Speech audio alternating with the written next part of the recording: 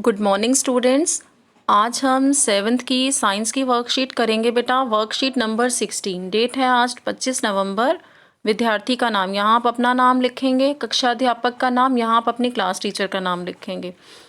उदासीनीकरण, आज की वर्कशीट में हम उदासीनीकरण के बारे में पढ़ेंगे। जो हमने पिछली वर्कशीट करी उसमें हमने सूचक के बारे में जाना। हमने ये जाना कि अम्ल जो है वो नीले लिटमस पेपर को लाल कर देता है और क्षारक लाल लिटमस पेपर को नीला। उदासीनीकरण में हम जानेंगे जब किसी अम्ल को किसी क्षारक में मिलाते हैं तो क्या होता है। उदासीनीकरण, जब किसी अम्ल और किसी क्षारक के बीच होने वाली अभिक्रिया क्या कहलाती है? उदासीनीकरण। किसी अम्ल और क्षारक को जब हम रिएक्ट करवाते हैं, अभिक्रिया कराते हैं, तो यही अभिक्रिया उदासीनीकरण होती है। एक उदासीनीकरण अभिक्रिया को हम इस प्रकार से लिखते हैं, निम्नलिखित मतलब नीचे लिखे प्रकार से दर्शाया जा सकता है। अम्ल में जब हमने क्षारक मिलाया तो लवण बना और जल बना। यहाँ बेटा ऊष्मा भी निकलती है, ठीक है। जब हम अम्ल में क्षारक मिलाते हैं लवण और जल के साथ साथ ऊष्मा भी निकलती है। आपको यहाँ दिया भी गया, उदासीनीकरण अभिक्रिया में ऊष्मा की कुछ मात्रा हमेशा मुक्त होती है। मुक्त मतलब निकलती है। उदाहरण दिया है फिर, एक उदासीनीकरण अभिक्रिया के दौरान बनने वाला लवण इस बात पर निर्भर करता है कि कौन सा अम्ल और कौन सा क्षारक एक दूसरे के साथ अभिक्रिया करते हैं। जब सोडियम हाइड्रोक्साइड को हाइड्रोक्लोरिक एसिड के साथ हमने अभिक्रिया कराई तो उदासीनीकरण की अभिक्रिया हुई। सोडियम हाइड्रोक्साइड क्या होता है? NaOH और हाइड्रोक्लोरिक एसिड क्या है? HCl, ठीक है। सोडियम Na जो है वो सोडियम का प्रतीक है। और क्या बनता है जब हम इसको अभिक्रिया कराते हैं? तो सोडियम क्लोराइड, देखो लिखा है यहाँ NaCl बनता है। और जल का फार्मूला होता है H2O, वाटर यहाँ बनता है। आपको यहाँ दिया भी गया है सोडियम हाइड्रोक्साइड प्लस हाइड्रोक्लोरिक अम्ल, सोडियम क्लोराइड बना और यहाँ लिखा है जल बना, ठीक है। जो लवण बनता है, निर्मित लवण कैसी प्रकृति का हो सकता है? अम्लीय भी हो सकता है, क्षारकीय भी हो सकता है और उदासीन। जो यहाँ आपको सोडियम क्लोराइड मिला, जो लवण मिला, उसकी प्रकृति कुछ भी हो सकती है। अम्लीय मतलब कि अगर मैं इसमें नीला लिटमस पेपर डालूं किसी में और वो लाल हो जाए तो इसका मतलब अम्लीय प्रकृति होती है उसकी। क्षारकीय प्रकृति किसी विलयन की कब होगी? जब हम उसमें लाल लिटमस पेपर डालें और वो नीला हो जाए। उदासीन मतलब कि आप लिटमस पेपर लाल डालें या नीला, कोई रंग में परिवर्तन ही ना आए, ठीक है, कोई चेंज ना दिखे आपको, तो उदासीन प्रकृति का है वो। तो इसने हमें यही बताया जो भी लवण आपको मिलेगा उसकी प्रकृति कैसी भी हो सकती है, अम्लीय भी, क्षारकीय भी या उदासीन। आगे पढ़ते हैं। आपको एक एक्टिविटी दी हुई है। किसी परख नली के 1/4 भाग को तनु हाइड्रोक्लोरिक अम्ल से भर लीजिए। तनु मतलब जब पानी की मात्रा ज़्यादा हो और अम्ल की मात्रा कम हो। और जो हाइड्रोक्लोरिक अम्ल है, तनु हाइड्रोक्लोरिक अम्ल, ये रंगहीन होता है, रंगहीन विलयन है। फिर हम इसमें फिनोल्फ्थलीन सूचक की 2-3 बूंद परख नली में मिलाएंगे। सूचक आपने पढ़े थे बेटा, हल्दी भी सूचक पढ़ा था, हल्दी है, गुड़हल का फूल है, ठीक है। आपने लाइकेन के बारे में पढ़ा था। तो आज हम फिनोल्फ्थलीन सूचक की बात कर रहे हैं। इसमें जो आपने टेस्ट ट्यूब ली, परख नली ली, उसमें आपने 1/4 मतलब एक रोटी के 4 भाग कर दो तो एक टुकड़ा क्या है? 1/4 है। परख नली के 1/4 भाग में हमने तनु हाइड्रोक्लोरिक अम्ल, इन्होंने अम्ल प्लस सूचक डाला हुआ है। पहले तनु हाइड्रोक्लोरिक अम्ल डाला, फिर उसके बाद इन्होंने फिनोल्फ्थलीन सूचक की 2-3 बूंदें परख नली में डाली हैं।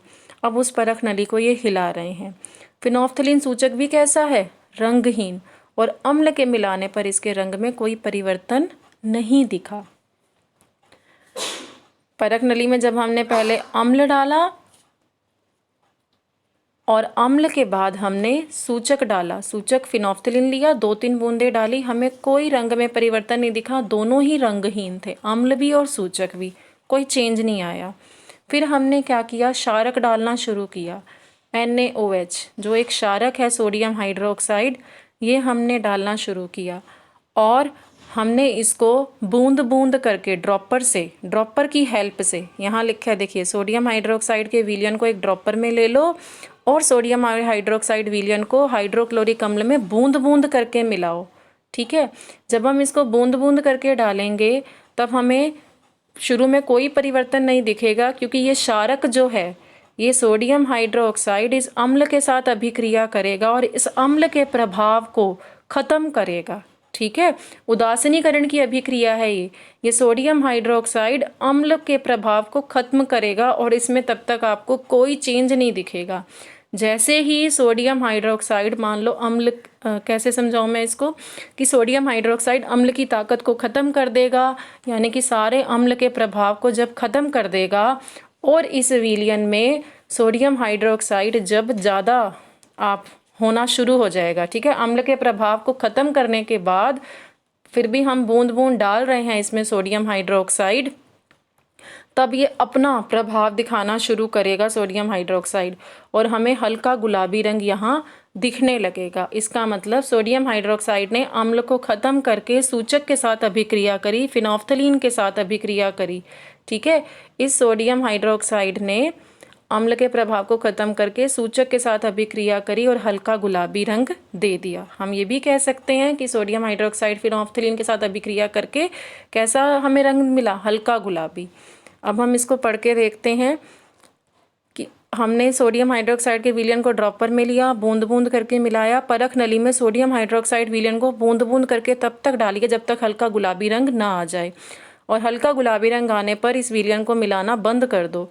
परख नली में लिया गया हाइड्रोक्लोरिक अम्ल पूर्ण रूप से सोडियम हाइड्रोक्साइड क्षारक द्वारा उदासीन किया जा चुका है। जो ये अम्ल था, जब हम क्षारक डाल रहे थे सोडियम हाइड्रोक्साइड को, तो अम्ल के प्रभाव को ये खत्म कर रहा था, शुरू में उदासीन कर रहा था इसको। ठीक है, तो इस प्रकार उदासीनीकरण अभिक्रिया पूर्ण हुई। यह स्पष्ट है कि जब विलयन क्षारकीय होता है तो फिनोफ्थलीन गुलाबी रंग देता है। गुलाबी रंग यहाँ हमें मिलना कब शुरू हुआ, जब ये विलयन यहाँ क्षारकीय होना शुरू हुआ। ठीक है, NaOH हम यहाँ, उसने अम्ल के प्रभाव को खत्म किया, फिर NaOH जो हम डाल रहे थे उसने फिनोफ्थलीन के साथ अभिक्रिया करी और हमें हल्का गुलाबी रंग दे दिया। ठीक है, तो जो सोडियम हाइड्रोक्साइड है क्षारक द्वारा ये उदासीन हुआ था अम्ल, और जब विलयन क्षारकीय हुआ, एक्स्ट्रा बूंदें डलने लगी सोडियम हाइड्रोक्साइड की, अम्ल का प्रभाव खत्म हो गया। अब सोडियम हाइड्रोक्साइड क्या है, क्षारक है, तो विलयन क्षारकीय हुआ, फिनोफ्थलीन के साथ हल्का गुलाबी रंग दे दिया। इसके विपरीत जब विलयन अम्लीय था तो रंगहीन था, अम्ल प्लस सूचक रंगहीन था। यदि हम उदासीनीकरण अभिक्रिया के तत्काल बाद परख नली को स्पर्श करके देखें, जैसे ही अभिक्रिया पूरी हुई, हमने सोडियम हाइड्रोक्साइड हम डाल रहे थे, अम्ल और सूचक जब डला हुआ था, तो अगर हम उसको परख नली को टच करके देखें उदासीनीकरण अभिक्रिया में, हमें गर्म महसूस होती है। इसका मतलब कि उदासीनीकरण अभिक्रिया में ऊष्मा निकलती है और यही ऊष्मा उस परख नली का तापमान बढ़ा देती है। ठीक है, अब हम इस वर्कशीट के क्वेश्चन आंसर कर लेते हैं। हमारा पहला प्रश्न है, उस अभिक्रिया को क्या कहते हैं जिसमें एक अम्ल किसी क्षारक के साथ अभिक्रिया कर लवण और जल का निर्माण करते हैं। तो आप क्या लिखेंगे, उदासीनीकरण अभिक्रिया। ठीक है, ये पहले का आंसर है। हमने पढ़ा अम्ल जब क्षारक के साथ अभिक्रिया करता है वो अभिक्रिया क्या कहलाती है, उदासीनीकरण। प्रश्न नंबर 2, सोडियम हाइड्रोक्साइड और हाइड्रोक्लोरिक अम्ल एक दूसरे को उदासीन कर लवण और जल का निर्माण करते हैं, सत्य है या असत्य? तो ये सत्य है। ठीक है, उदासीनीकरण अभिक्रिया में निर्मित लवण किस किस प्रकृति का हो सकता है, ये मैंने आपको बताया। तीसरे का आंसर यहाँ दिया है बेटा, अम्लीय, क्षारकीय या उदासीन। तो पहले डैश में आप लिखेंगे अम्लीय, दूसरे में क्षारकीय और तीसरे में उदासीन। तीसरे प्रश्न का आंसर है।